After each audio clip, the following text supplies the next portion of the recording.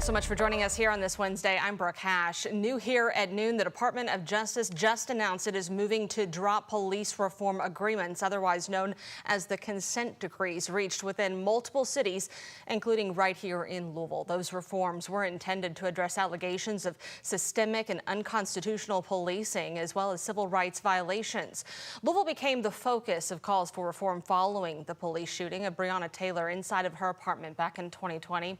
Their agreements faced several delays, with the DOJ requesting various extensions to file documents requested by the federal judges in each case.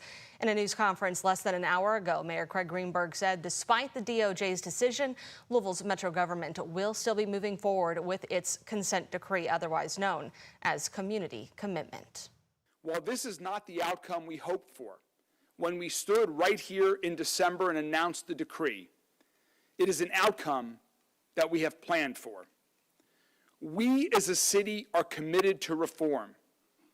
I am committed to reform and improvements. Chief Humphrey is committed to reform.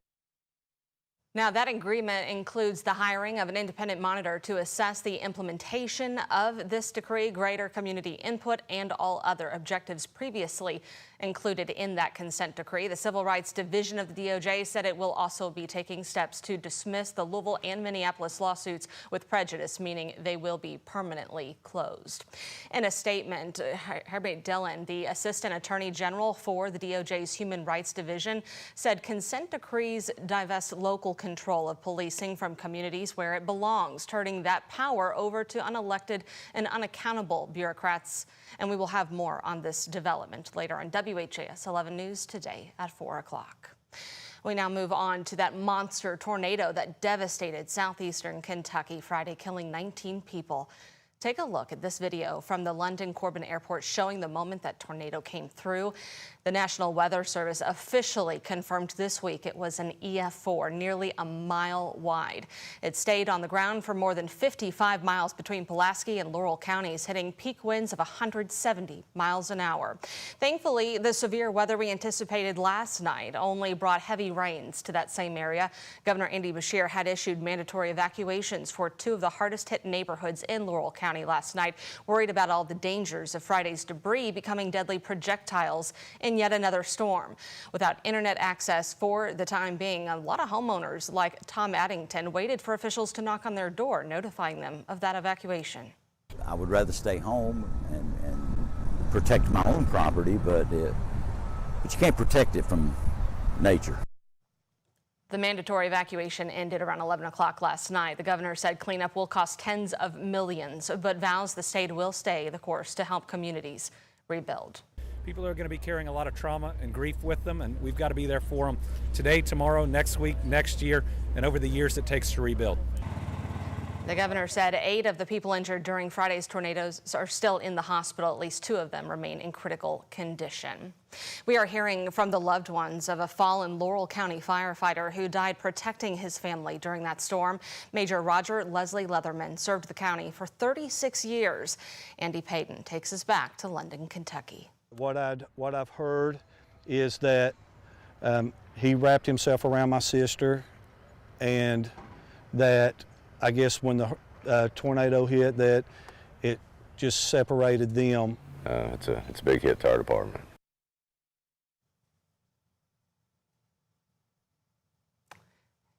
What a just devastating, heartbreaking scene there out of London, Kentucky, Matt. And again, a lot of people prepared last night to see yet another tornadic situation. Thankfully, that was not the case here locally. That's right, Brooke. Yeah, thankfully, we just saw rounds of heavy rain showers. I know some of us heard some rumbles of thunder, and we're continuing to track some lingering clouds across Kentucky. And I know we had a sunny start today, but now we're in for mostly overcast conditions, and I'm not ruling out that possibility for seeing a few brief isolated showers just as we head later on into our day. Right now, temperatures are in those upper 60s. Winds a bit breezy out of the west at 17 miles per hour, gusting up to 30 miles per hour. So definitely a strong wind wind out there, and we've got dew points now in the upper 40s, so that humidity is starting to decrease. Temperatures for the rest of us this afternoon are ranging into those 60s as well. 67 Shepherdsville, 67 near Sellersburg. Just there in southern Indiana, we're at 61 Bedford, 65 Scottsburg, 72, a bit warmer for you guys there near Springfield. So this area of low pressure continues to hover around the Great Lakes. That's what's causing us to still see some of this lingering cloud cover, and I'm not ruling out those chances for isolated rain showers as we head later on into the day. This forecast is still going to stick around as we head into our day tomorrow too, as that pesky area of low pressure continues to drive in some extra cloudy skies for us. So you'll notice on satellite and radar at the moment, we're still seeing some of those clouds building across southern Indiana. They're gradually making their way into Kentucky as well. So as we go later on into the afternoon time, you can still expect mostly cloudy conditions. Those chances for spotty showers arriving just into the later parts of the afternoon and closer into the evening hours. I'm expecting us to stay mostly dry and quiet throughout the night, but check out these temperatures. Much cooler than what we're used to for this time of the year. Typically, we're ranging in the mid-60s for lows. Tonight, we're going to be in those lower 50s. A full breakdown about all of your weather details regarding Memorial Day weekend coming up in just a few short minutes. Brooke? Matt, thank you. The criminal case against the third and final member of former Clark County Sheriff Jamie Null's family is coming to an end. Just moments ago, Null's estranged wife, Misty, appeared in court today where she took a plea deal in a case that's captivated the community. Misty Null pled guilty to 5 counts of theft and 5 counts of tax evasion, which included thousands of dollars taken from the Utica Township Volunteer Firefighters Association for personal use. Now, police said she used a company credit card to pay for $600,000 in vacations, makeup, clothing, and her daughter's college tuition. In February, her attorney asked to delay the case's resolution until today so Null could say goodbye to her daughter, Casey, who is pregnant and nearly finished spending several months in jail for her own illegal spending. If the judge accepts Misty's plea deal, it is a 6-year sentence with 4.5 years suspended to probation and 1.5 years to serve. Without a trial, you're going to be found guilty, judged guilty, and sentenced. Do you understand that? Yes, Your Honor. And by pleading guilty, you're going to give up that right to an appeal. Do you understand that? Yes, Your Honor. And these convictions will become part of your permanent criminal record. And they may be used against you in the future to enhance a charge or to enhance a sentence. Do you understand that? Yes, Your Honor. Null's release will come after today's hearing, but the judge will likely take Misty Null's plea under advisement for a few days before sentencing. Well, in less than a week, the first trial for the death of Crystal Rogers will begin nearly 10 years after the mother was last seen alive in Bardstown. Attorneys are hopeful they can find an unbiased jury in Warren County, where the trial is taking place. Our Shane McAllister and photojournalist Jessica Farley take us to Bowling Green. Bowling Green was chosen to host the Crystal Rogers trials based off of this community's similarities to Bardstown. The question is the 90 miles between the two enough to get that fair and impartial jury?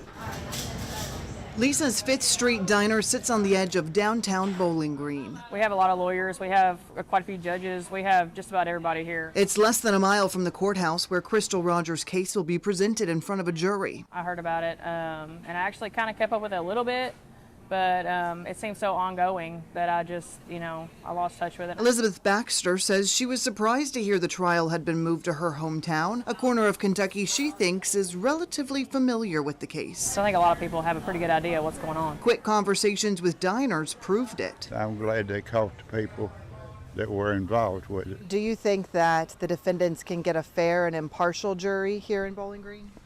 I hope so.